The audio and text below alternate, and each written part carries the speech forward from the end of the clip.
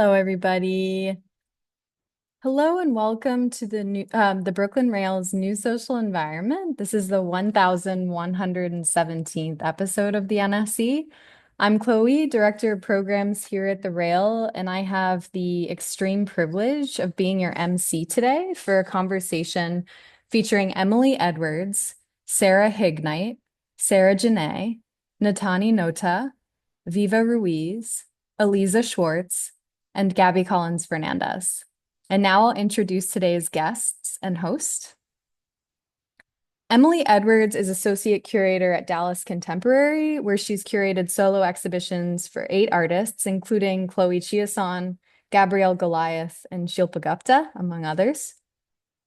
And Sarah Hignite is an independent curator and founder of Hignite Projects, which supports artists through curatorial initiatives and career development guidance.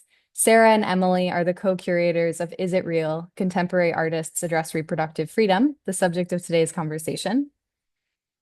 And Sarah Jené is a multidisciplinary artist whose work highlights themes of accessibility, healing, and the celebration of Black joy as a form of resilience.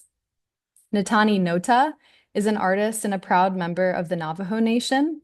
Her practice explores contemporary Native American existence through the lens of Indigenous feminism.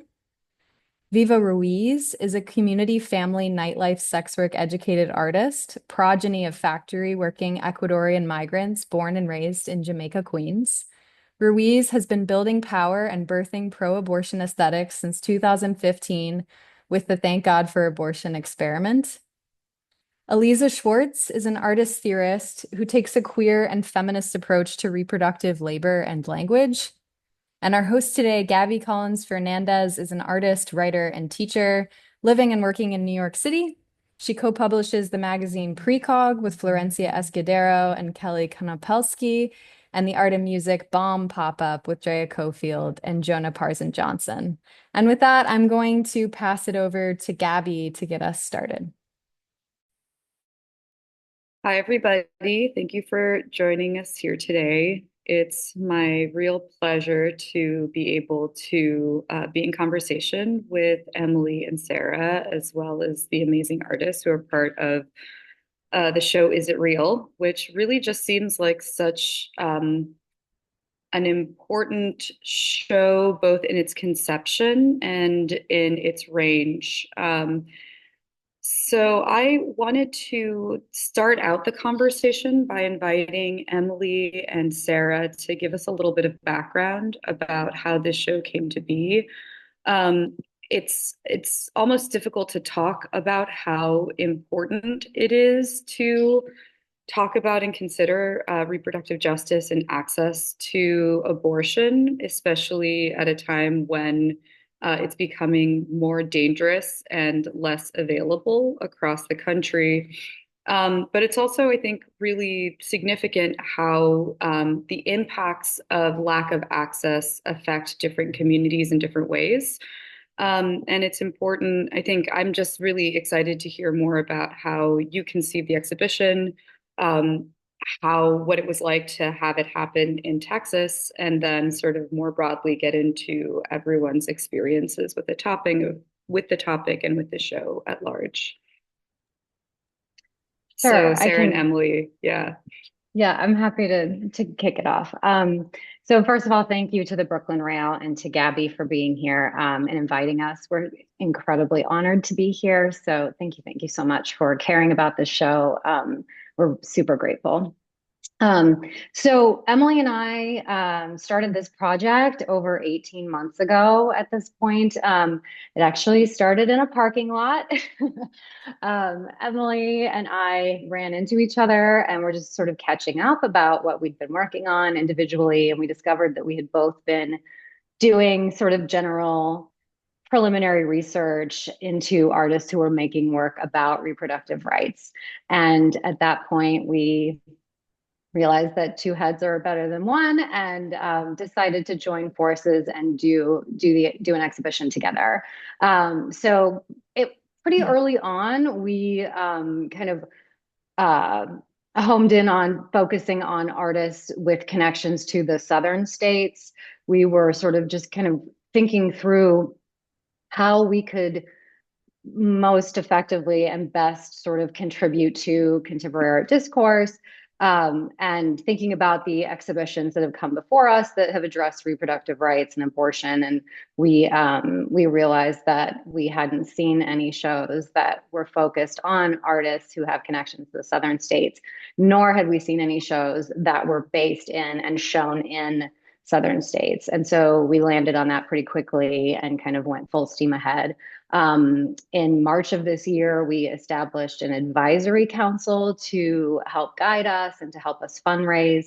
This entire project has been a completely grassroots effort. We're doing it all independently, so we had to raise every dime to be able to actually put the show on. Part of our advisory council is a lot of community organizers, including the ACLU of Texas, the Texas Equal Access Fund, and as well as the AFIA Center based here in Dallas. And those last two, the T Fund and the AFIA Center, are also our community beneficiaries, and we've been working to raise funds for them as well through this project.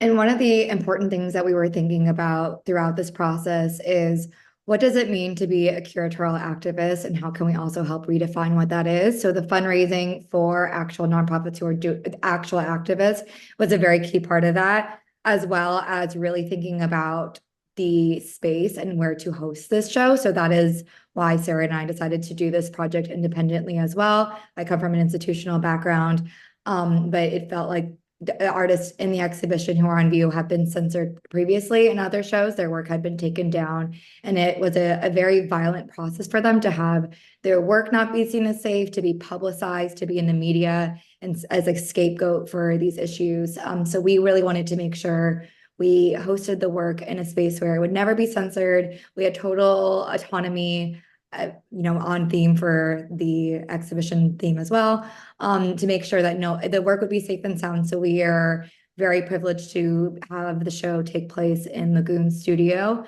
which is in the Design District in Dallas, if anyone is familiar. It's amazing. It's a photography studio and has a lounge space, and we transformed that into both our gallery space, and then we have another side of the space, which is our resource library that also has our video works on it. So it's been really amazing to get to do this grassroots effort, and took a lot of work, definitely, but was all the more satisfying to have the vision from the very beginning and see it come to life. But I also want to mention the show's title, Is It Real? That title is an homage to the incredible Juanita McNeely painting that was done in 1969 and is currently on view at the Whitney. So if you're in New York in the next few months, it's on view in their collectioning, and is really, really special to go see. But it's this incredible multi-panel painting about McNeely's experience getting a pre-Roe abortion. So it was illegal at the time, and it was a very harrowing experience, both physically and mentally for her.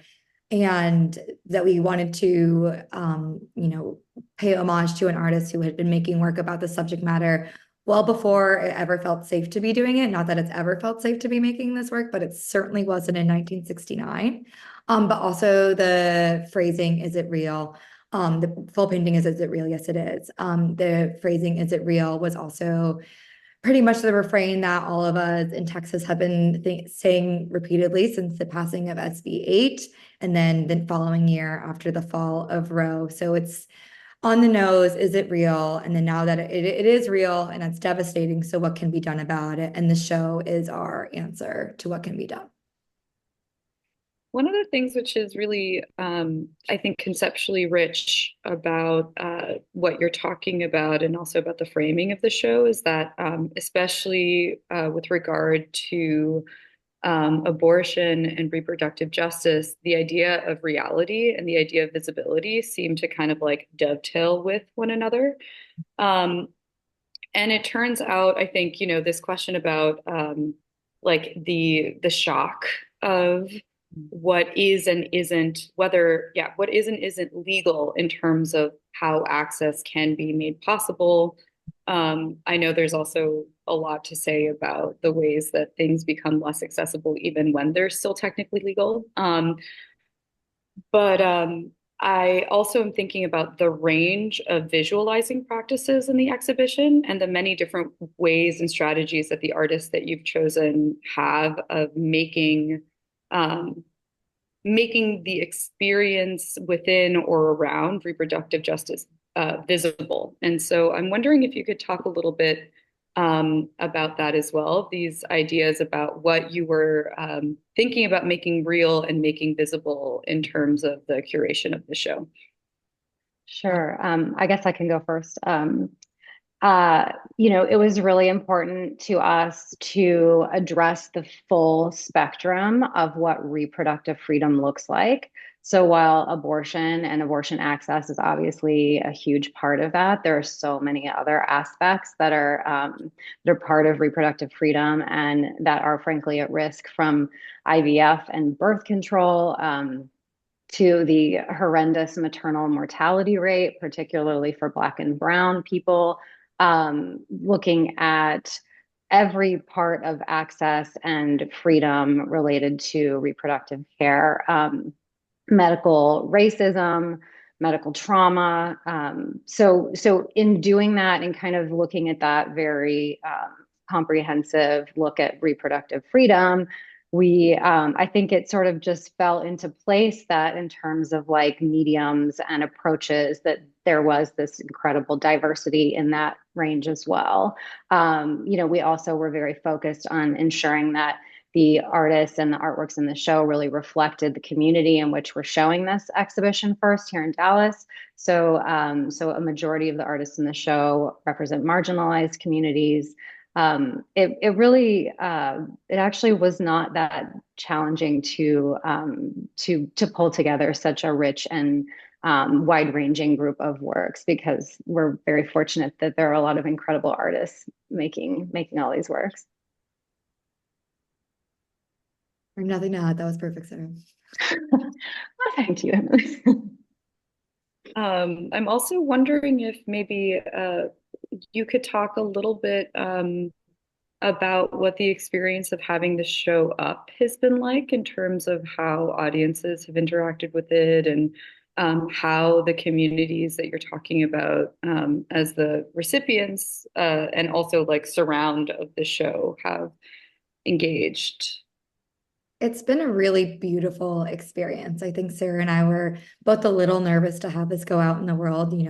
Dallas and Texas are not always the safest and most welcoming audiences. And so it was a little scary to put it out in the world.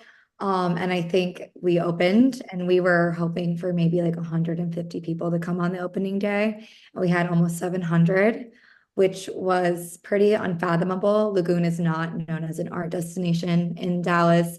Most people, this is their first time ever coming to this space, and everyone like went really out of their way to show up and be like, we support the show, we support what it stands for, we support the community beneficiaries that they are supporting. It was a very emotional experience for me and Sarah. I don't think we could have ever imagined that level of support.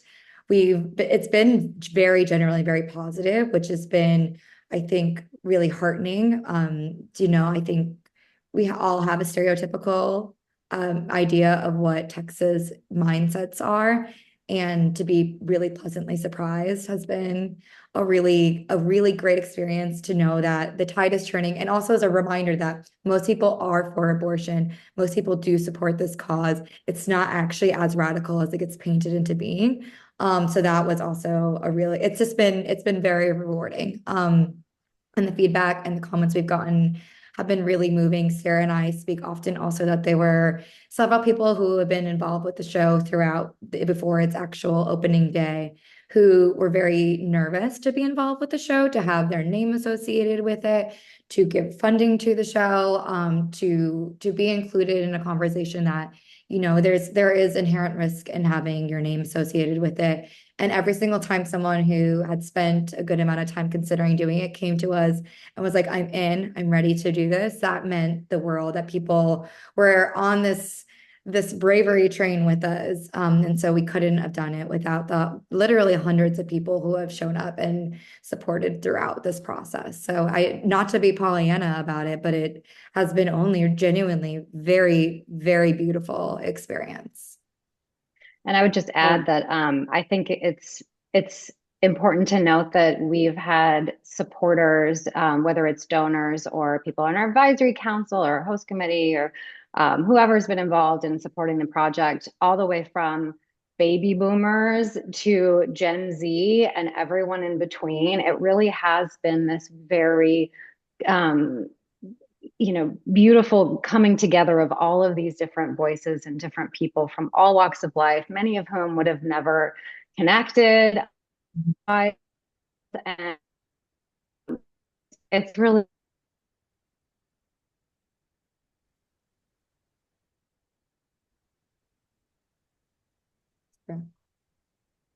I think Sarah froze there for a second. I lost Sarah as my well. internet's unstable, friends. You see me now? Yes. Can you hear me? Okay, sorry. Should I say that again? I think just the last part. Okay, Yeah. no, I just said that it's been a really beautiful experience because we've had this like really incredible range of people from baby boomers all the way to Gen Z coming together, people who were from all different walks of life who maybe wouldn't have crossed paths otherwise, who are now fast friends, and it's been really beautiful. That also seems like a really kind of important transformation in the show, which is the question, the proposition, Juanita McNeely is such an important and overlooked artist, I think, who's coming to more attention now. But the idea, like, is it real? Yes, it is. Obviously, can evoke so many different kinds of assessments, right? Like both the line between private choice language, which was such a part of Roe discourse, to discussions about public health and also the life of someone in relationship to reproductive freedom, in relationship to family planning, in relationship to the medical industry, et cetera. But also the idea that like something that can be made real with that painting by McNeely in particular, but also one of the premises of the show is the visualization of the community and the support around it, which obviously begins with people seeking reproductive freedom and access and their healthcare providers, but also to the larger communal structures around them. But I just wanted to sort of in this kind of moment focus a little bit to some of the specific artists we're so lucky to have on the Zoom with us, Natani, Sarah, Aliza, and Viva. And just wanted to invite Natani to start. Each of them will give us a short sort of presentation of their work in the show and how it connects to their larger practice. And so I just wanted to, beginning with Natani, what was it like making the work for the show? I know it was a specific piece that you made in response to Dobbs, and then some work that came as a response to that piece as well. Yeah, so Natani Notah. So hello, everybody. I'm really happy to be here. I wanted to first, thank the curators, Sarah and Emily, for inviting me to participate in this exhibition and add me to a roster of artists and activists who are inspiring and doing the brave work. And to be part of that is really amazing. And then to the Brooklyn Rail for inviting us all to be in conversation. I think, to ground my work and provide a little bit of context for those who are not familiar, I wanted to start with reading out an artist statement that kind of does an overview, and then we can talk about specific works in the show. So my new works explore connections between bodies, objects, and landforms. Central to the work is the concept of harmony and important questions surrounding contemporary existence and legality. How do we find beauty or balance in a chaotic and often violent world? My various series collage fragments together to provide space for alternative bodies and thoughts to exist simultaneously. Familiar and unfamiliar figures float, reach, and walk towards someone or something else. In a similar vein, my sculptures reference abstract limbs that are both human and non-human. Each piece is adorned with brightly beaded patches that look like freckles and or tumors, while tufts of artificial fur allude to mammals or new life forms. In all, my practice highlights where history, politics, land, and human rights converge. So the images that you see up here, this first one is titled Blush Freedom, and it was made in 2022. And it was part of a group exhibition or a duo exhibition at 108 Contemporary in Tulsa, Oklahoma, where I was living and working at the time. And if we can go to the next slide, there's an example of a soft sculpture that was also included in that show titled C-Section. And both of these works I was making and at the time also starting to work on the pieces that are in the exhibition. So we can move to the next slide. So the work in the show, this one's titled Jane Roe. I was quite literally referencing Norma Lee Nelson McCorvey, also known by the pseudonym Jane Roe, who was the plaintiff in the landmark American legal case, Roe v. Wade, in which the US Supreme Court ruled in 1973 that individual state laws banning abortion were unconstitutional. I made this sculpture soon after the overturn of Roe v. Wade, when abortion became illegal in the state of Oklahoma, along with many other states across the country. Since I was living and working in Oklahoma at the time, I was thinking a lot about not only my own reproductive rights, health, and safety, but how this reversal will disproportionately impact women of color and the economically disadvantaged, which then led to a question I started to explore throughout my entire practice, which is what kinds of attacks are being wagered and how do we survive them?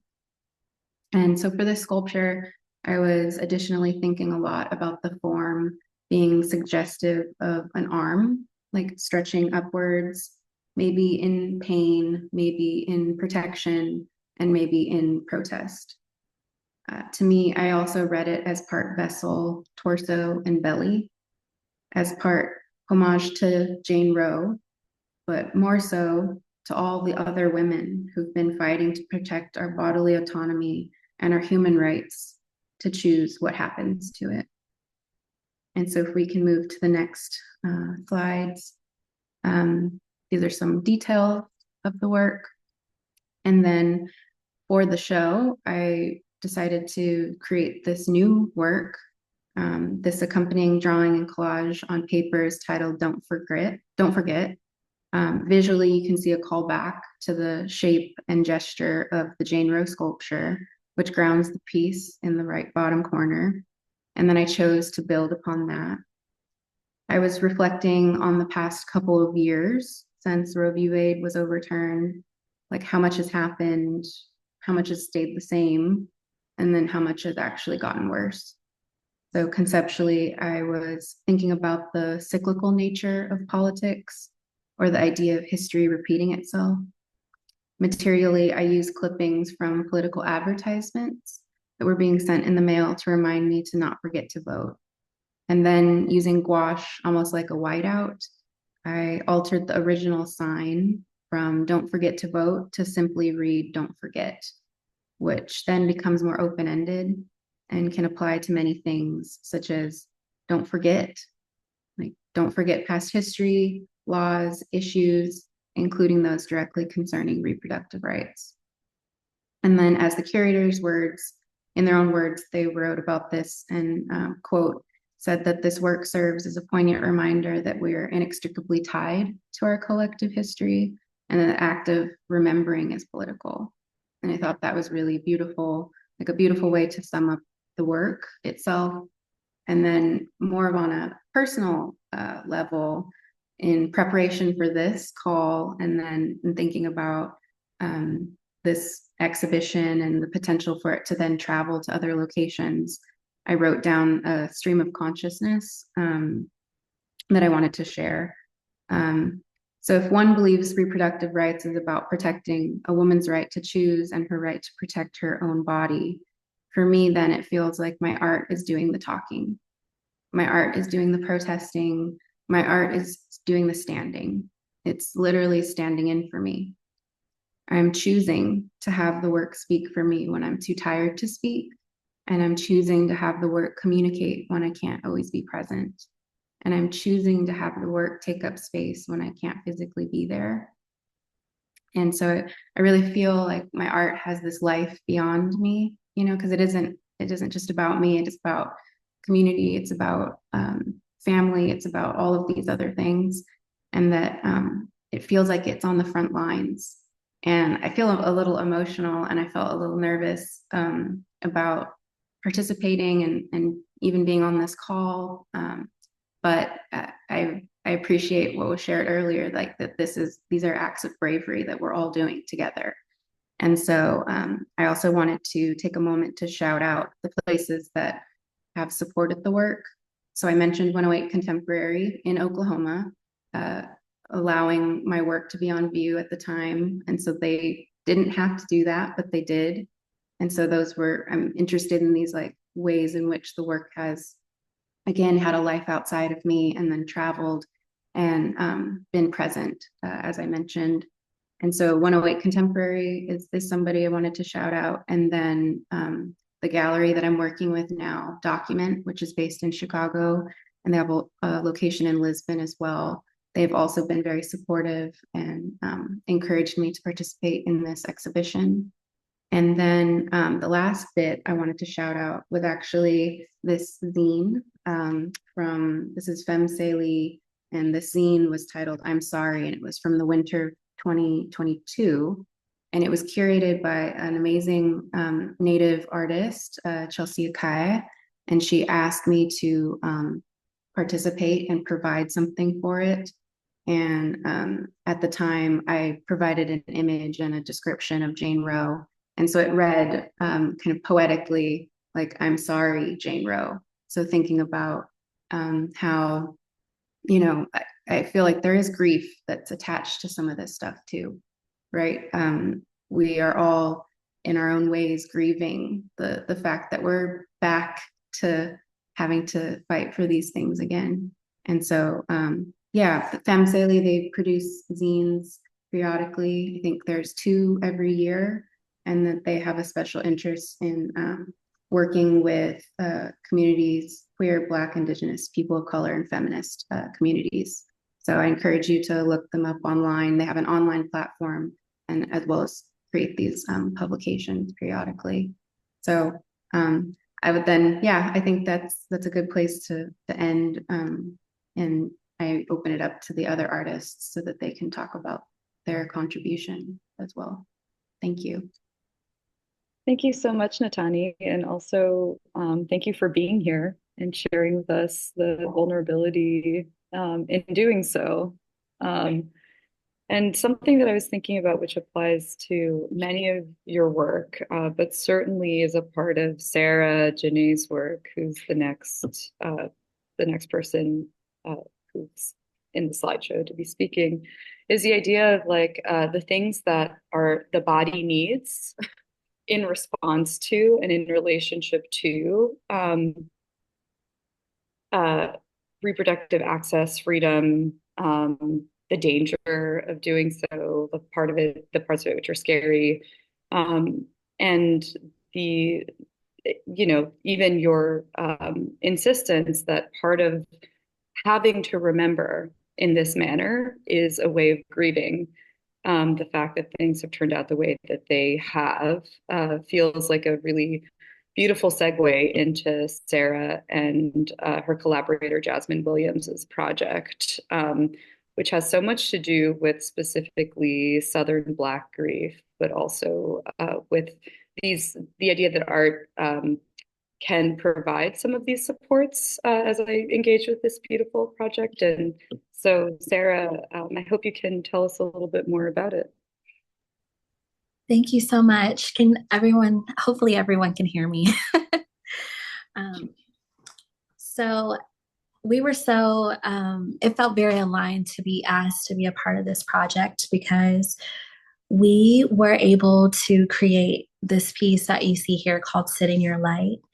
And just to tell you, before I tell you more about it, it's a part of an overall project that Jasmine and I have been working on, called How We Get Over, which is an interactive exhibition that holds space for Black Southerners to honor and reckon with our grief. And through the incorporation of nature, we invite audiences to settle into the difficult and variegated experience of grief, to find new experiences of softness, healing, and resilience. So one thing that Jasmine and I always love to say is like, we love to create a soft place to land. And that's what we were able to do with this project. What's pictured here is the drawer that we had on the nightstand that we included in the piece. In this practice, we always like to include a practice with the art, and make it interactive for the viewers, for folks who are interacting with it. And we had seeded paper where you could write about your grief, tear it up, and plant it in the soil in the drawer. So that was one of the things incorporated into the piece. Doing this project, we were very inspired by Won't You Celebrate With Me? Won't You Celebrate Me? By Lucille Clifton. And if I could just like read it to you guys, it's a poem. And it says, "Won't you celebrate with me what I have shaped into a kind of life? I had no model. Born in Babylon, both non-white and woman, what did I see to be except myself? I made it up here on this bridge between starshine and clay, my one hand holding tight, my other hand. Come celebrate with me that every day something has tried to kill me and has failed." And that piece has a very deep meaning to our work and our practice, because the celebration part of the grief is the one that we don't always get to explore, especially communally. What's pictured here is actually people. What's pictured here is our piece that we did during Miami Art Week in the historic town of Overton, in Miami. And we were able to create a bed made out of moss and floral flowers in another nightstand for people to interact with, and to literally just have a place to rest. There's a saying, we draw a lot of inspiration from the Black church and like from ancestral grieving practices. So there's a saying that there's rest for the weary. And that's something that we like to carry on through our pieces. Because we deserve beautiful spaces to rest and to contemplate our grief and to talk about our grief. And it was very important to both of us that our art be public and free to interact with. This piece was created. It was the first piece we ever created. And the project was called We Grow On. And it was on view at the Mississippi Museum of Art, where we were able to create a communal grieving space within the existing gardens at the museum. And it's just like been a blessing to kind of take the grief that we've experienced individually, and also, recognize our communal grief in our community and be able to provide a space where we can share that together, to talk about the perpetual grief that we experience as Black folks, as people of color, and also just the community of Jackson, Mississippi, where both Jasmine and I have lived, to be able to just commune together. We always talk about how we're losing a lot of our third spaces, and a lot of our traditional, how they say, like, we're losing the recipes. So this has like been a great opportunity to kind of, dig up those recipes of what it takes for us to heal in this day and age. So I believe that's my last slide.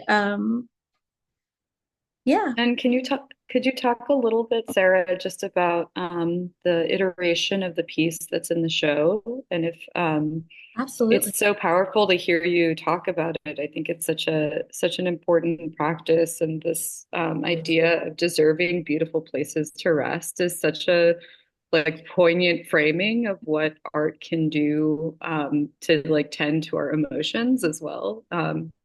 Yeah. the parts of our physicality that, require like psychic healing as well. Absolutely. This piece was so beautiful to create because of the process. I actually was speaking with Viva. Viva happened to come in on the day it was getting installed. And they said something very like that struck with me. And they were saying that the labor is part of the art. And that's something that I don't think about very often. I just think about process, process, process. But um, having your hands in the soil, planting the moss, knowing that it's something that's living, but it also will go through changes, has so much ties with our grief. And just to talk to you a little bit about the moss. So we loved to use reclaimed furniture and living moss as primary materials, transforming them into communal spaces where individuals can reflect on loss and healing. The moss is chosen for its resilience and ability to thrive after disaster, serves as both a medium and a metaphor, symbolizing the enduring of the human spirit in the face of adversity. And so when we were talking about installing the chair, we were talking about, it being in this space specifically. You notice it's away from most of the art. And so after experiencing such like poignant, deep pieces that guests got to see in the gallery, they were able to also come into this space and kind of like lay their burdens down. And so like that was kind of the purpose of the chair. And also just a space of rest, like I stated before, a space to kind of commune. And I kind of hung back a little bit to like watch people interact. And I just saw certain people like they were leading people to the chair. They're like, sit in it, and we thought that it was so important that it's something that people could actually touch and feel, because the moss kind of takes you in, and it's almost like you're being hugged by the earth. And that's like very, very important to us, because of the resilience of the moss. It has a life of its own. And it's like when you touch it, it's like your hands go into it, but then it slowly rises back. So it's like receiving and giving, which is something that we wanted to kind of create for people. Yeah, thank you so much, Sarah. It's also, I think, so poignant to see to like have models for resiliency and transformation, because that's also something that I think often remains invisible. We become attached to the visual formations that we see over and over again. So it's important to think about how art can give us different models for approaching ways of being as well, I think. And I wanted to just make sure we have time for Aliza and Viva to talk both about their individual practices and also their collaboration. Aliza and Viva did a Rail interview together a couple of years ago, which is amazing. It's such a fun, important read. And so I just wanted to ask y'all to introduce your practices, which I know are represented in the show, and maybe a little bit of your history and how you decided to work together. Yeah, thanks so much. Maybe I'll jump in first and then hand it to Viva. I only have one slide, and then we have some slides about our collaborative work. I'm Aliza Shvarts. You all heard my bio at the very top of this. But maybe I'll just start by saying that over the course of this conversation, I realized something, which is that the title of the show and its many connotations kind of hit me a different way because of the way that I've worked with abortion as a subject and a medium.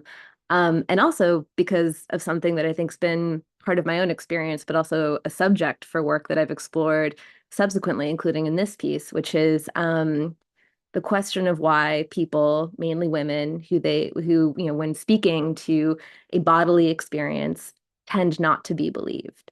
So that question of, is it real? Is that thing that you're telling us about, whether it's your pain or your need for care or whatever it is, that idea that somehow that kind of speech that we produce from certain kinds of bodies doesn't hold the weight of truth, right? And this, I think, is such a big part of that question of, how we navigate those intersections between the body and the law, right? And sort of the ways the body can get framed in different ways. So that, for me, came up very early as an artist, as part of, I'd say, what is a kind of structuring experience of my practice. When I was still an undergrad at Yale University, I made a work, which was my senior thesis, which used self-managed abortion as a medium. It was a performance of an academic year, so 9 months of what at the time I called self-induced miscarriages, but now I would use the language self-managed abortion. So I would artificially inseminate myself with semen gathered from fabricators around when the time it was possible for me to become pregnant. I would take an herbal abortifacient around when the time I was expecting my period. And the piece was constructed in a way that I never really knew if I was pregnant or not. So I was interested in this idea that, one, you kind of can be a little bit pregnant. A lot of people experience late periods, which are in fact early stage miscarriages, without even realizing, without even knowing it. And two, how important that active reading is. I've spoken and written about this at more length, so I'll just go into it briefly. But one of the inspirations for the piece was some medical journals I was reading where doctors were kind of debating back and forth about how to manage and how to name the product of what could either be a very late stage miscarriage or could be a very early stage, premature birth. And whether those biological materials should be given to the parents or disposed of as medical waste. And I was really struck at how long it took them to come to a kind of realization that maybe they should let the parents decide, that maybe actually there's no line that we can point to, that exists objectively, but actually our relationships to our own bodies produce the reality of our bodies. So in many ways, that was the subject of the work. The work caused quite a bit of controversy. This is a million years ago in 2008. I'd say it's an early instance of something going viral on the internet. There were death threats. There was an angry university administration. And then there was something I didn't anticipate, which was a narrative that emerged, which kind of called the whole thing into question. So calling the whole piece a hoax.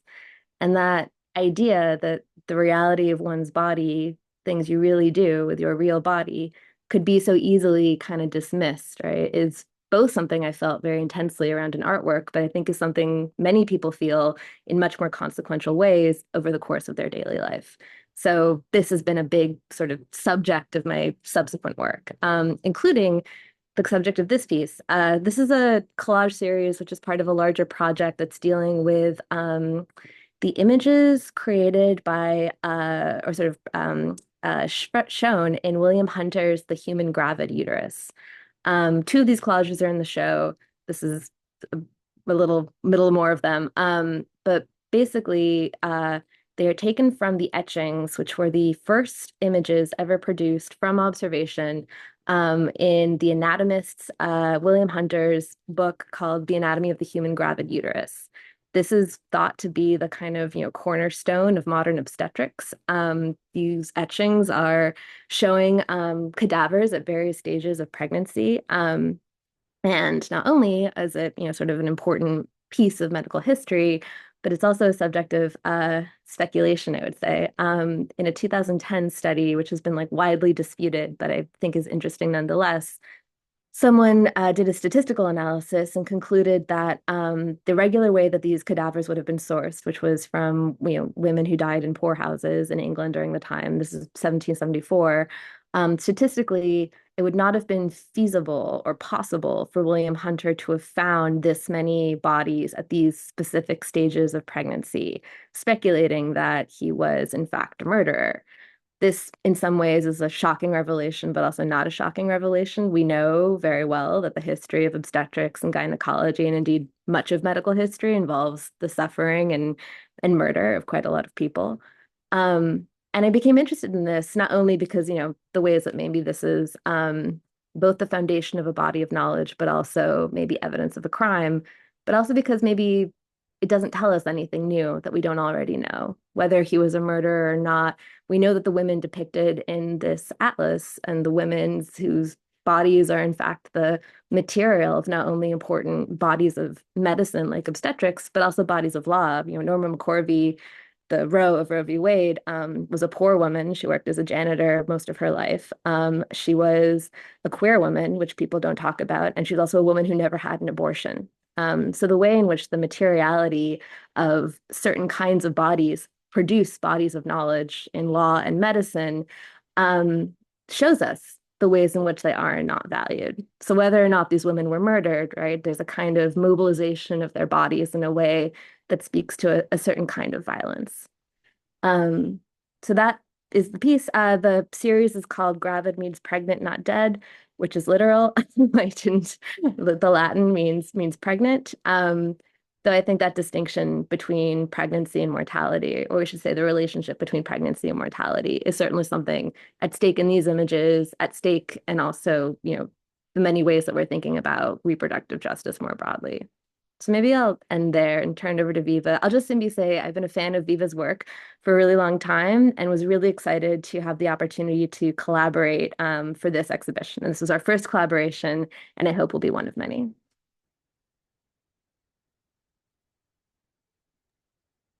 Wow. Thank you. Same. Back at you. Hey, I'm Viva Ruiz. I'm so excuse me. I'm already cursing.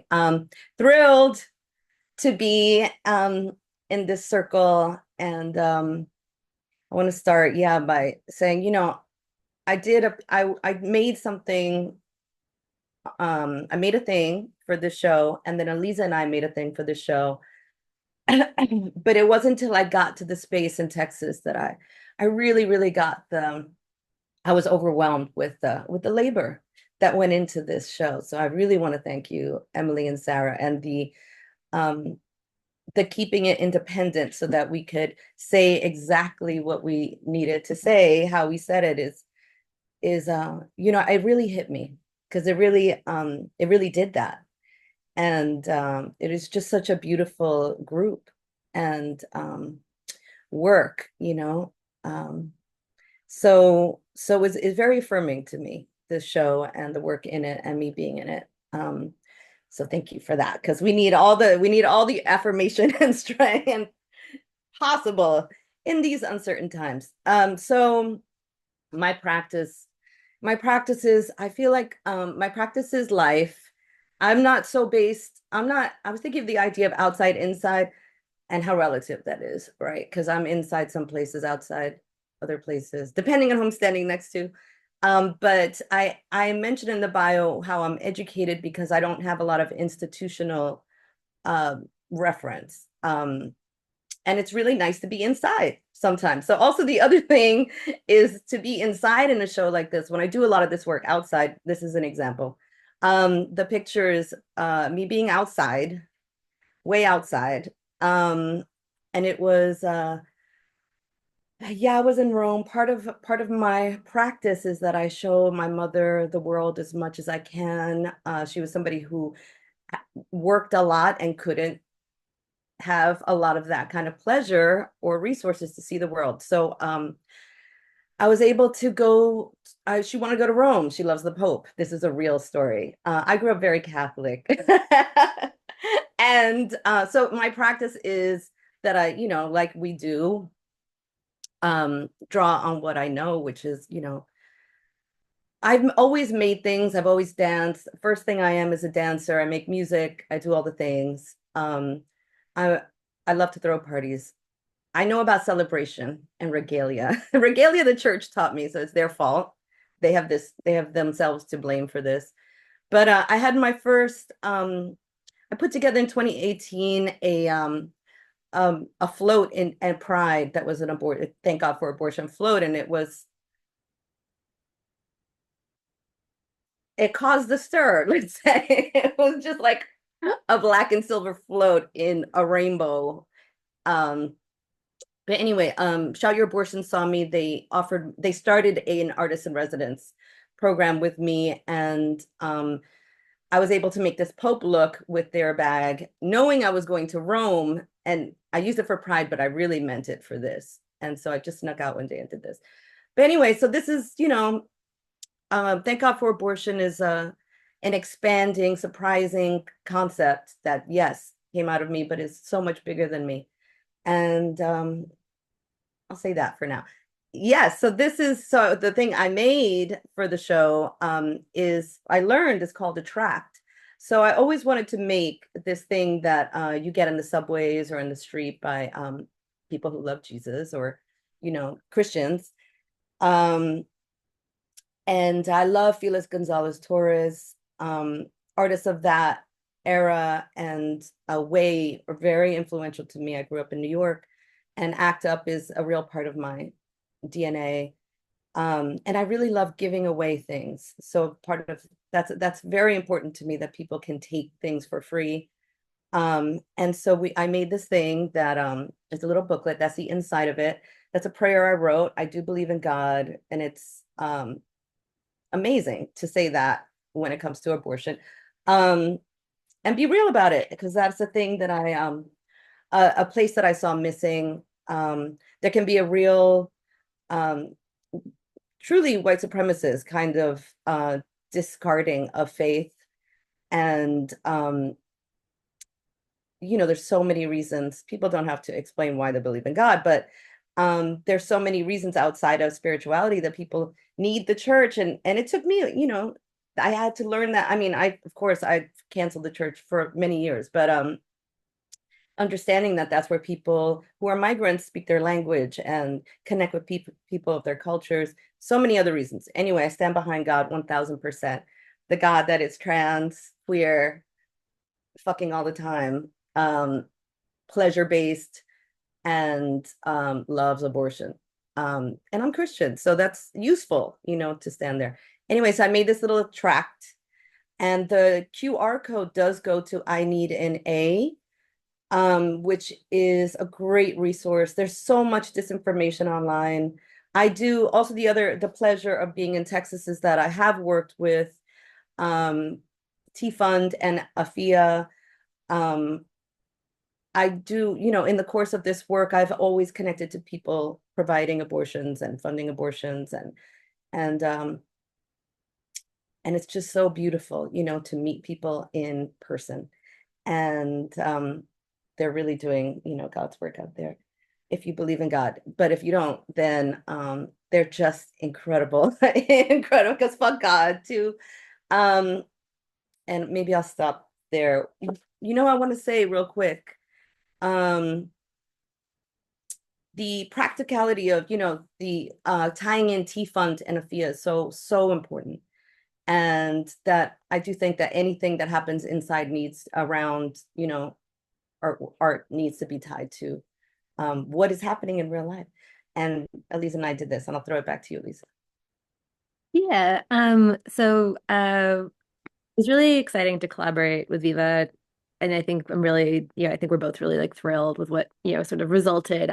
This is the mock-up of our collaboration. You're going to see the actual work in just a second, but yeah, there you go. But we thought it might be useful to show you the actual mock-up because it's very hard to read and photograph, because as you can see, the work is transparent. So our collaboration centered around two kind of maybe inspirations. Maybe we'll talk about those first, and then we can kind of go to the work itself. So we were thinking about the context of this exhibition. We were thinking about questions of safety, of cover, and also of creating stages and placemaking. So ultimately, what we ended up mobilizing our work is as a kind of place for performance. One of the inspirations and I should say, what the work is itself, there are 3 doors made out of bulletproof glass on which we've had etched some text, which we'll talk about in just a second. One inspiration for me was a Chris Burden piece that I think a lot about called Doomed from 1975. It's one of his lesser knowns, but I would say actually more dangerous performances where he did something that in the field of performance we call dark play, which is that he didn't tell anyone what the kind of parameters of the performance was before he started to do it. So he lay in a gallery, like you see here, behind a sheet of glass with a clock on the wall. And he lay there for, I forget the exact amount, but it was 70 something hours, motionless. And the score that nobody knew is that he wasn't going to end the performance until somebody intervened. And for these many, many hours, nobody intervened. And he said he thought he was gonna die there. Eventually, someone in the gallery put a glass of water next to him, at which point he got up, took a hammer, smashed the clock, kind of preserving this moment in time. I think a lot about doom. I wrote my dissertation in performance studies about doom as a kind of extended temporality, but it's also, I think, a temporality that we're feeling out in many ways, right? What does it mean to be kind of like given to the score that we don't necessarily, know all the parameters of, or have to live out kind of rules that are maybe opaque to many of us. So for me, I was thinking about this kind of positioning of his body behind this piece of glass and framing, I think, this difficult temporality and feeling, which we name doom, but I think has become resonant in many, many different ways since the 1970s. Maybe Viva, I'll bounce it back to you to talk about one of the inspirations that you had behind the work. I mean, we could advance to the next slide to show that. Okay, great. Aliza called me and actually invited, she was like, do you want to make something together? And I said, absolutely, yes. And it's been so amazing to collab. I want to say also, when I started making stuff, I didn't see things so explicitly about abortion. I mean, I think the TGFA came out of conversations in 2014 that were really enraging, seeing openly that clinics were being closed because of trap laws, because of the long game. This has not been one day to the next. And Roe was never protection. Like, that's what we know. Like, when we know, and I'll say that reproductive justice is the framework that I work under, which is a framework named by Black women in Sister Song, women of color, that is about not just about whether to have children, but that we can have them we can exist in sustainable environments. And yeah, I just didn't see anything, and that's erasure. That's not that people weren't making things or have ever made things, but now we can see more. And when I learned about Aliza's work so late in the day, I was just shocked that something so powerful could be so hidden. So it's such an honor for me to collab. And yes, so Angela Davis is the one, and just I'm thrilled, and I try and do everything she says, to be honest. And this image and this video really, really impacted me. For most of my, I've known this image it's in me. And just her relentlessness, that this was not art. Also, the idea that this is not art. This is not made for art, as far as I know. This was protection and practicality.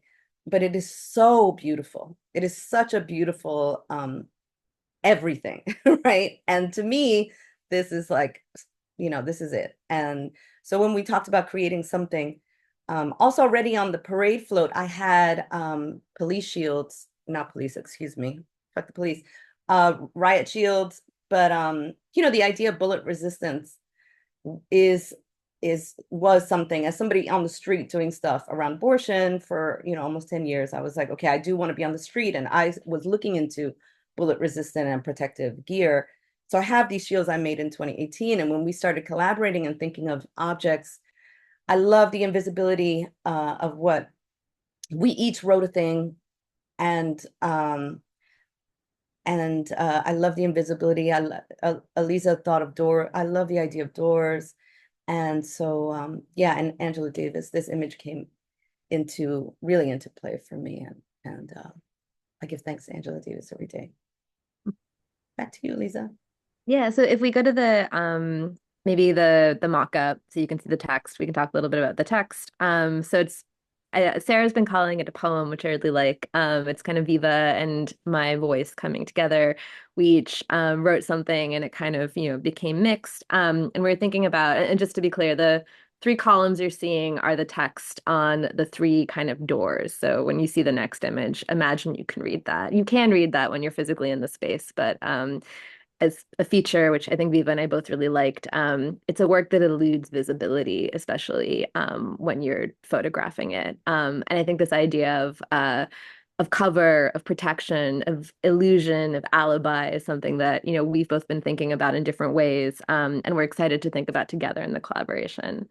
So we're thinking also about the ways in which words have the power to construct and also a limited power to construct the realities that we navigate. We were thinking about this as a practical piece. So maybe if we go to the next image, you can see that each of the doors is leaning against the wall, so there's enough space for someone to crawl behind. Viva, as you were saying, you have a lot of experience working with these like practical shield elements, not from a space of aesthetics, but from a place of necessity.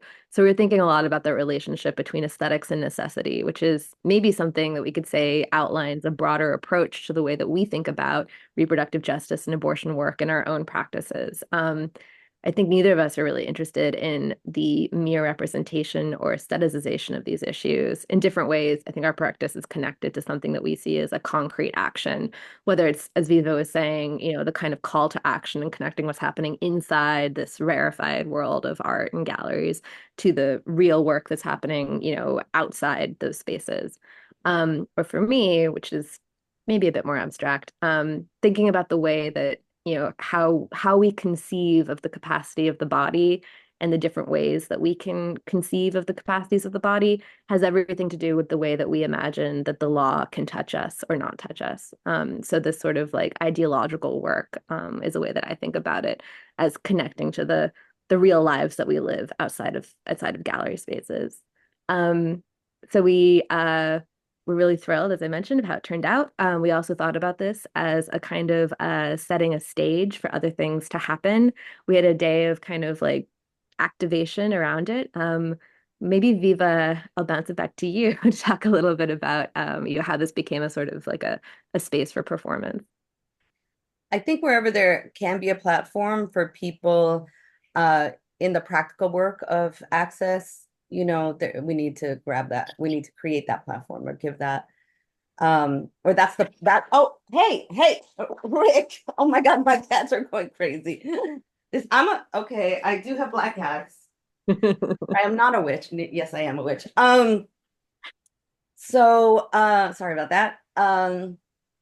So yeah, T-Fun and Afia were in the house and it just made sense. Like they're in the house. We need to hear from them. And T-Fun was available to speak and they were incredible. And they told, a lot of people want to know, like, what can I do? And they, I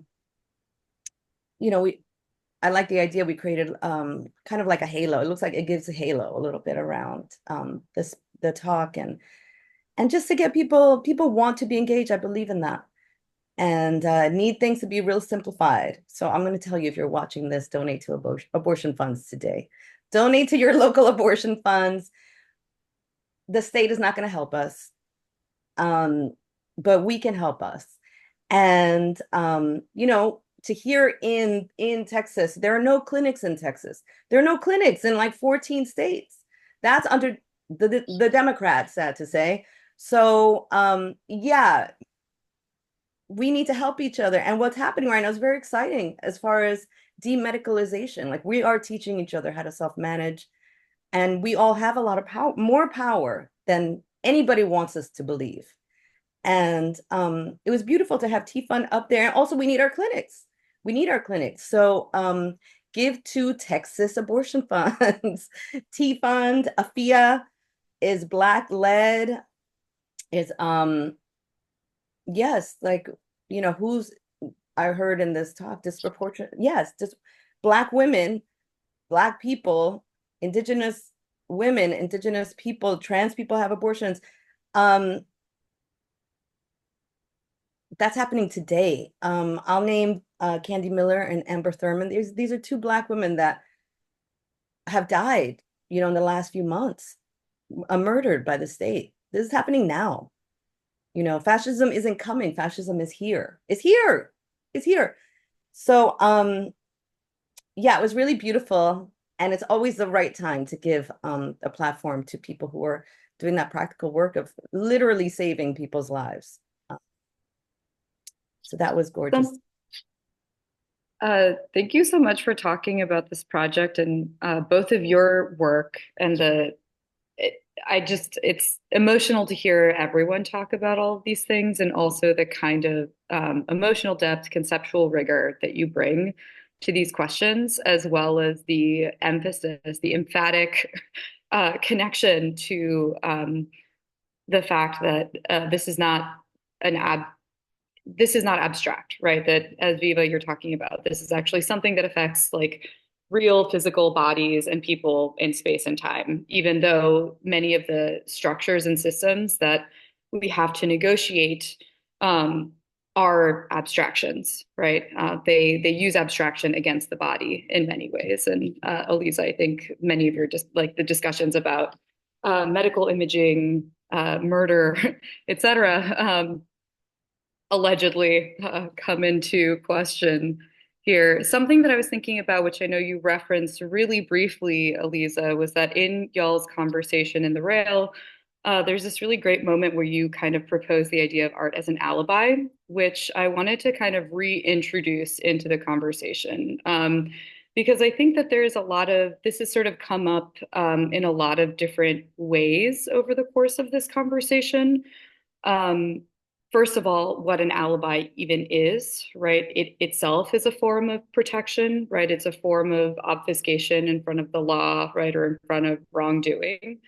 And it also seems like many of the ways that y'all are thinking about the work, from the shields to even the use of the art space, right, as protection for practitioners, because of the relationship, a kind of like a social affiliation between art spaces and expression, right, as opposed to political convenings, right, that there is a kind of useful protective cover in the idea that art is more distant from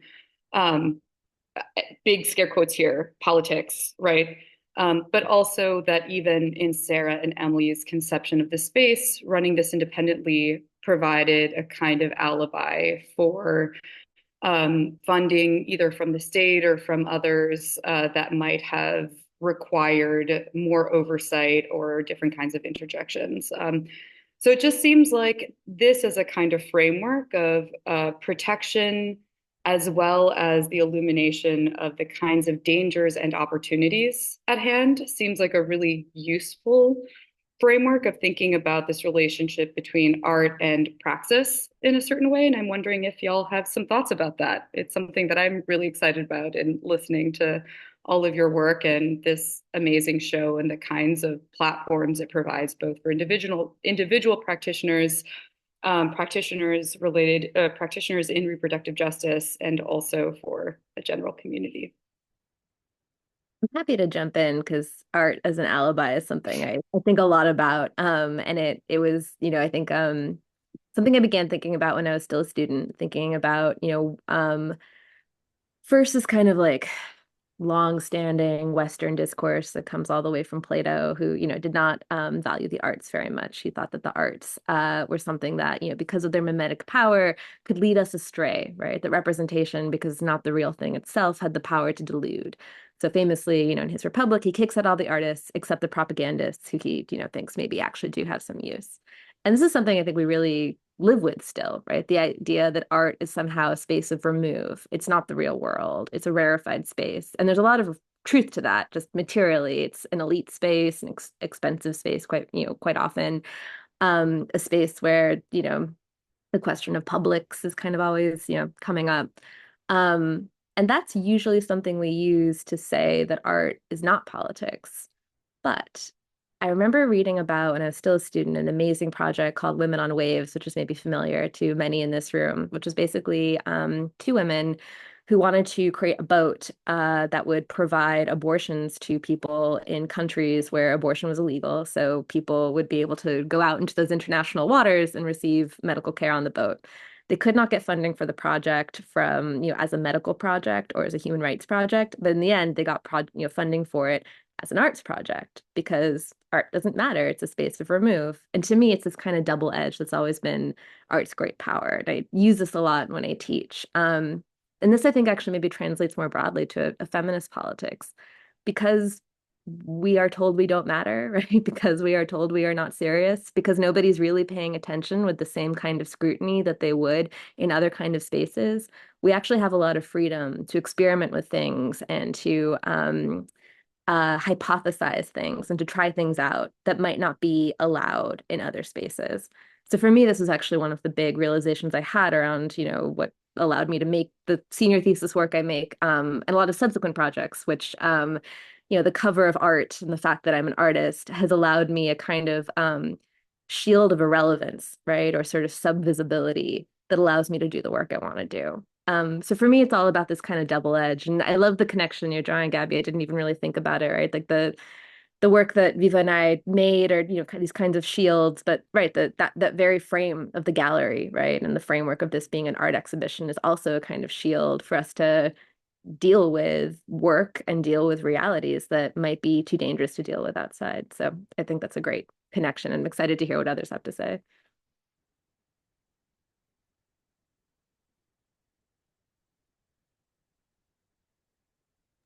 I don't know if Sarah and Emily were thinking about this in particular, but I suspect you Yeah. were. Yeah, no, I was just gonna say, sorry, I had to figure out how to Yeah. unmute myself. No, I think what Aliza said is, and you as well, Gabby, it's exactly what Emily and I have been talking about from the very beginning, is that artists really are sort of uniquely positioned to be able to address societal topics, contemporary issues that we're all grappling with in a way that other people maybe can't as easily. And I do think that we were very intentional in wanting to create a protective space for these artists to show their work, to honor their bravery. But you think about galleries as these protective spaces to a degree, but then if you look at what happened in Idaho, where all of these works were pulled out of this exhibition because they were addressing topics around reproductive rights, there are cracks, obviously, and in an attempt to avoid that, that's how we ended up doing this whole thing independently. And then I just have one further comment that I think with Sarah and I, we've been chatting a lot about art and this idea of like the soft power of art is what's usually connotated with it. It softens people, it gives them access to different points of view. But this exhibition was also using literal hard power tactics as well. We're literally fundraising. We are actually funding abortions from this show. Like there will be multiple people who get to have an abortion out of Texas because of this exhibition. And so getting to play with what exhibitions and art can do and how that soft power can also be hard power has been really exciting as someone who has felt frustrated by the limitations of exhibitions in my institutional work. And so it makes me excited to have this like in both of our repertoire, like having the knowledge how to do this henceforth, like we can do real good and real powerful things with this. Thank you so much. I want to be conscious of time and keep some room for questions, as well as our closing poem performance. I also, just as a brief note, want to say, Emily, that it's like a thrill to hear someone use soft and hard power in relationship to art spaces, because I think it's a model. It's a model that I think about a lot as well, which I think is.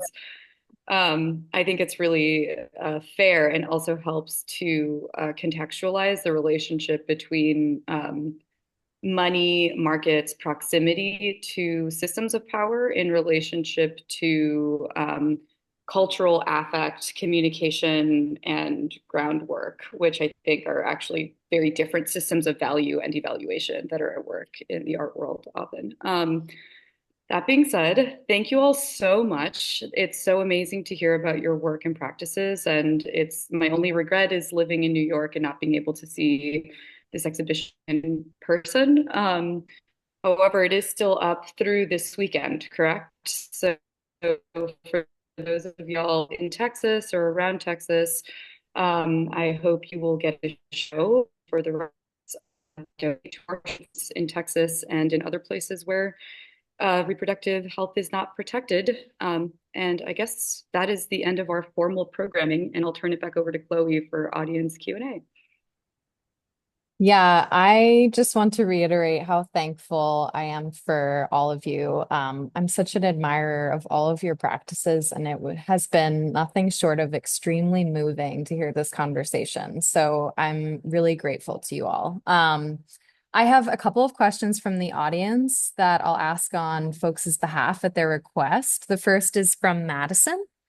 Madison says, I was lucky enough to see the show, and it was so powerful. An element that was especially striking about the exhibition was the number of works that engaged with histories and archives related to reproductive rights. Cynthia Mulcahy's piece and Gillian Marie Browning's work initially come to mind. This, as well as so many other approaches present in the show, felt like important and unmined ways of talking about these issues that go beyond how both sides of the media like to frame it.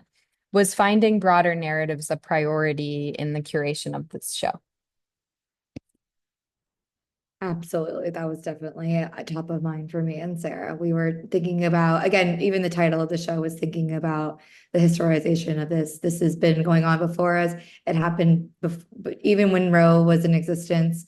These, as our lovely artists were saying before, this has never gone away. Reproductive justice was top of mind and came to fruition during Roe. It's never been just, it's never been fully free. There's been problems all along. And so making sure those narratives were in play were great. But mentioning Cynthia Mulcahy's work she is amazing. I don't know if we have an image of it, but she has reference in her work that there are texts from former popes way back in the day who were writing instructions and how the people who were too poor to receive medical care could give themselves abortion care. There is also it's a cigar case, the work, and there are bands of the people who had these texts in history. There it is, right there. Perfect. There it is. Perfect. She's gorgeous. And then there's a reference to Ben Franklin, who also, one of the founding fathers of America. America's founding fathers text included instructions on how to have an abortion. So it's always been part of this as well. We have another artist in the show we want to call out, Ari Brielle. She did our 3-channel video work.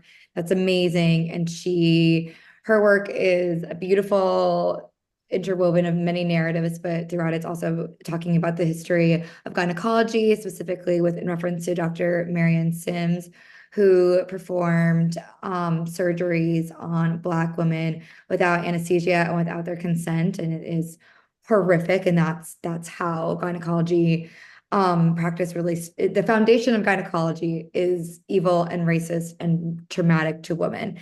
And so that was also really important for us to have that as part of the narrative of the show. So I'll let you chime in with anything else.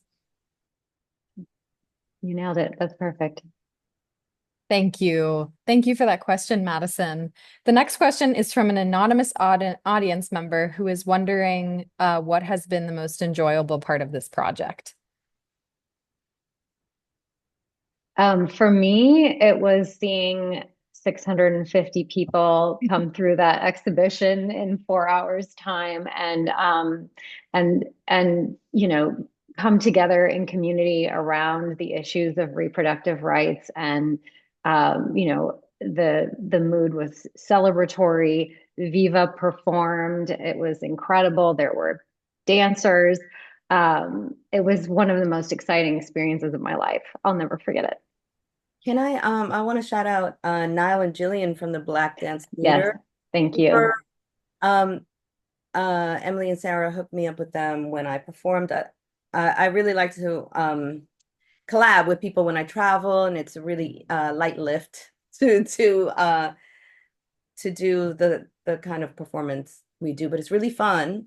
And I got connected with Jillian and Niall from the Dallas Black Dance Theater, and they spoke about what they were going through. They're being targeted. They were fired for their unionizing efforts. So that was really beautiful that we heard from them what they're going through. And, they had a call to action. Everybody listening can follow them on IG, dancers of the Dallas Black Dance Theater, and help, uplift them and have some solidarity. Labor justice is a part of reproductive justice. So it's really beautiful to connect that, and then also so thrilling to perform with them because they're pure fire. That was incredible. I'll just add one of my favorite parts of this experience was watching or having several of the artists who were there at the opening or have been able to see the show say how they were very motivated and fired up to keep making this work. I think it is, as we've learned, so hard to make this work in a vacuum and feel like it can't be shown or respected or seen or feel scared. And now everyone feels a little bit braver, a little bit more assured, and to see that you're not alone in making this work has been really cool to kind of make this network across the United States of these artists together. So that has been a beautiful experience.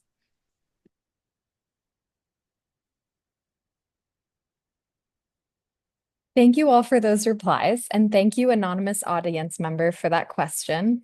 I want to ask a question related to something Gabby said at the end that I've been thinking about as I've listened to all of your presentations.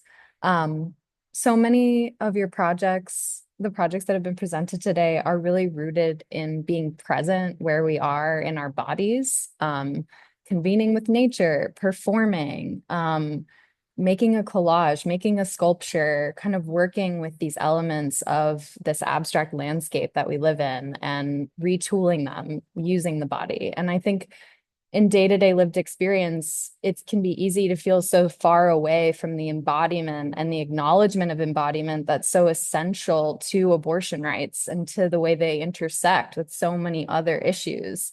And I wonder how you each feel about technology in its capacity to raise more awareness about this issue, but also in the struggles that technology presents in abstracting this issue and in taking us away from our bodies.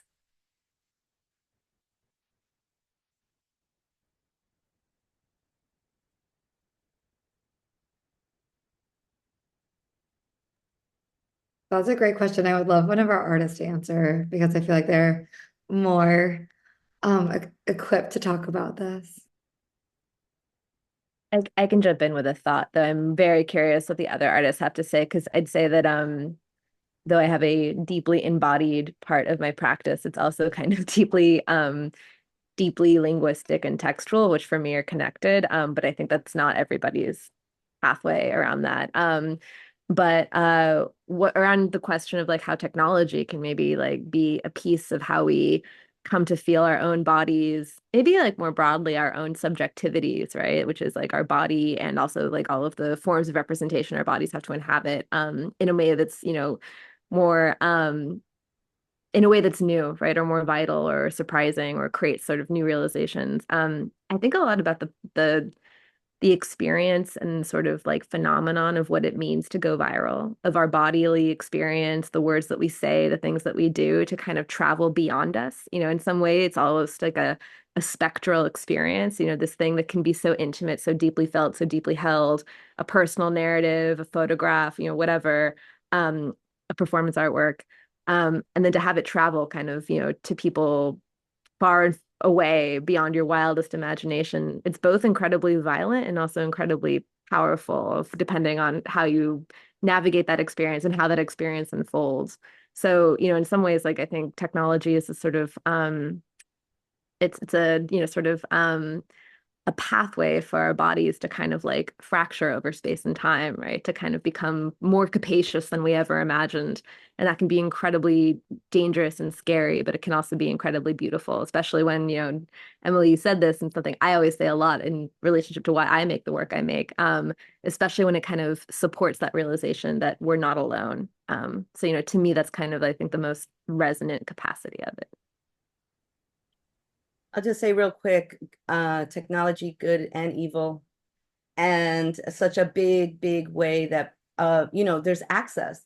There is so much more access now to what we need. So that's the good. That's the very good. That we're connected to movements all over the world. We are learning from Mexico. We're learning from Argentina. We're learning from Poland. We're learning from Kenya. We're learning from so many places in the world. Decentering the United States is so necessary, and that is the good of technology. That in the way that it can connect us and redistribute access. But then there's so much evil to talk about. But I would love to hear what Natani and Sarah have to say. Yeah, I could jump in. So I could talk a little bit more about process for me, and then relate it to kind of my thoughts about virality and technology. So I think even in the Jane Roe sculpture, there's the beadwork.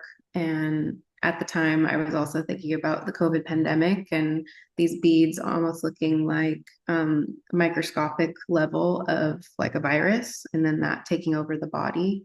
And so I think that in the collage work too, there is a connection to technology, because I look a lot at memes and thinking about how the process of photoshopping is very similar to collaging, where these different images and symbols and things are coming together to create a new narrative. And so in the collage work, that's coming up for me a lot, and how that's connected to the cultural production of memes, and how that's a form of survivance as well as raising of awareness. And so I think to others' points, that there are good things with technology, access to information and connection, like something like this, the format of this, even being able to connect with people from all over. But then there is some scary aspects of it too. So that's when I go back into the studio, and I'm very into just the physical making of something, and this like being able to process these difficult issues and experiences through my work, and have that kind of channel those, and then go out into the world. That goes out into the world and is experienced.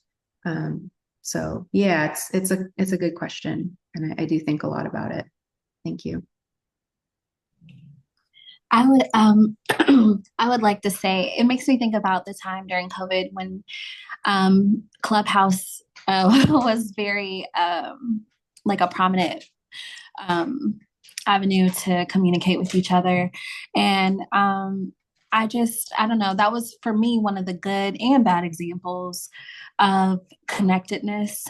There were so many other artists I was able to connect with, and I was able to, I can turn my video on, sorry. There are so many other artists I was able to connect with and talk about our collective grief with. And that was just a very, very cool experience. When it comes to my art practice though, it's a very much like you have to be there type of art practice. It's very personal.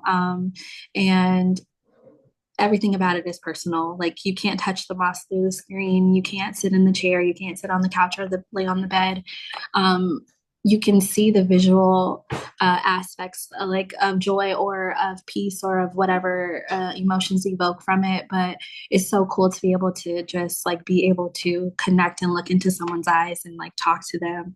I feel like nothing beats that. Especially as artists, you get to have an immediate view of how the art can affect your community, and have a deeper understanding of what you're creating. Because for Jasmine and I, a lot of times, like with each project, we knew where we were coming from the art, but then through the eyes of someone else, we were able to experience something different. And I believe like that is just like nothing beats that, because we always have a view of what our art is, but until we get to experience it with others, it kind of just broadens that perspective. Can I just say, sitting in the moss chair changed everything for me. And thank you for that work. There was a coolness to it, and the being in the aliveness of it, it gave so much. Thank you for that. And you can't get that online. You can get other things online, but. Sorry, I was muted, but thank you, Viva. It was just a pleasure meeting you. It really, like, your presence is incredible. So you're a blessing. Thank you all so much for those answers. That's going to conclude the Q&A today. But I want to pass it over to Aliza, who's going to close us out with a reading, and then we'll close today.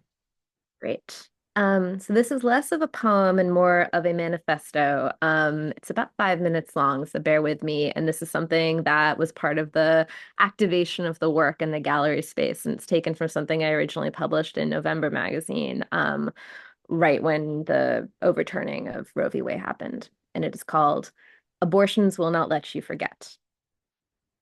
In the 2 years since the overturning of Roe v. Wade, those of us who believe in reproductive justice have been making our case in the streets, in the courts, and in the halls of legislative bodies. But as many of us here today know, it is crucial that we do not ignore the realm that has a fraught relationship to politics, the practice of art, and its power to change us. Like politics, art deals in representation. Images, colors, and symbols are crucial to any political movement. From the crossed-out wire coat hangers and buttons and protest ephemera of the 1960s and 70s to the green wave of activism in Uruguay, Argentina, and Mexico, the fight for reproductive justice has been no exception. In fact, I would argue that the connection between art and abortion is perhaps even more profound, as both invoke a similar set of questions about agency, creation, and what our bodies are free to do. In exhibitions like the one we discussed today, we see artists exploring what art can do in the struggle for abortion. Art can name and make visible and bear witness to people and experiences that have historically been silenced or erased. It can create representations or spectacles that reframe the debate, demand action, honor ongoing work, or offer rituals for repair. Perhaps most importantly, art can be a realm that demonstrates how our capacity for action, moral action, solidarity, or self-determination exceeds what is delimited by the law. Because art can do more than represent an experience, perspective, or idea. It can also be an alibi for meaningful experimentation and a realm in which we can imagine and enact the world we want. Abortion is a subject for which art can seem at once too frivolous and too volatile.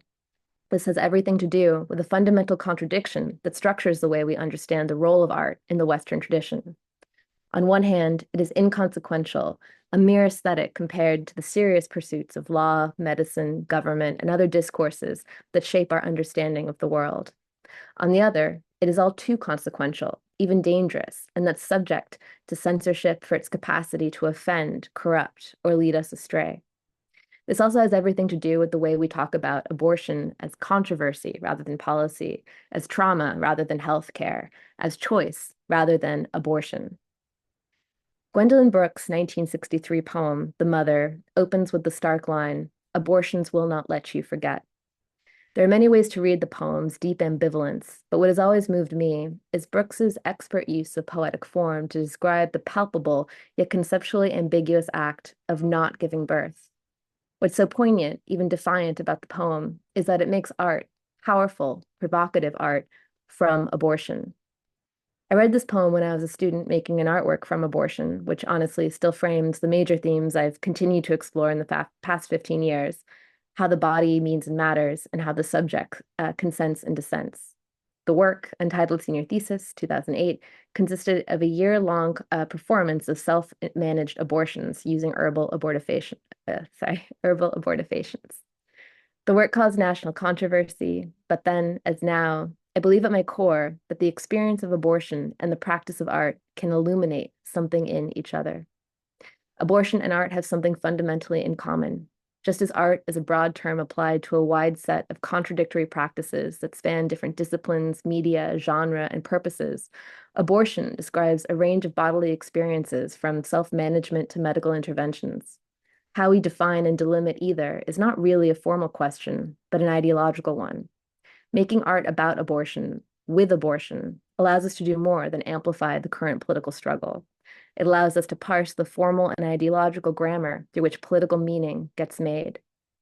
What abortions will not let us forget is the difficulty and power of bringing the experience of the body into language and representations that feel like your own, despite the stark contradiction of that bodily experience being irreducibly and profoundly personal.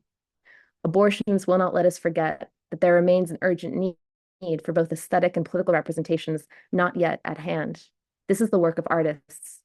We must not only mark this moment in time, but also continue to do what we are trained to do, find new ways to represent the world, our experiences, and ourselves that push up against the very edge of legibility. At this edge of legibility, we can find new language, frameworks, and tools. As we organize, we cannot forget the power of art, for art is a practice of forging new forms of representation, rehearsing new ways of being, and, under the cover of its seeming insignificance, provisionally claiming freedoms otherwise denied. Thank you. Thank you, Aliza.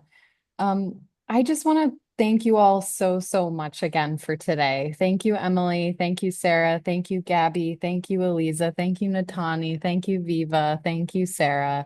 This has been an absolute pleasure to experience and be a part of, and I'm really grateful to you all for your participation. And I'm grateful for all of those images that you all provided so that the audience can see the work. I'd also like to thank the Terra Foundation for American Art, who sponsors this program, The New Social Environment. And if you're free tomorrow, join us at 1 p.m. for a conversation with Lee Mary Manning and Jean Dykstra in anticipation of Lee Mary Manning's Kiss of the Sun exhibition at Canada Gallery. And I'm just going to give everyone a chance to turn on your microphones and say hello and goodbye as you leave. Thank you so much for being here. And thank you, everybody, for today. Thank you. Thank you so much. Thank you. Thank you, everyone. Conversation Everybody. today. Thank you So much. Bye-bye. Thank you so much. Thank you so much. Great conversation. Solidarity. Thank you. Absolutely. Fun. Thank you. Bye, everybody. Take care. Bye. Take care. Keep up the good work. Thanks. Absolutely. Bye. Gorgeous.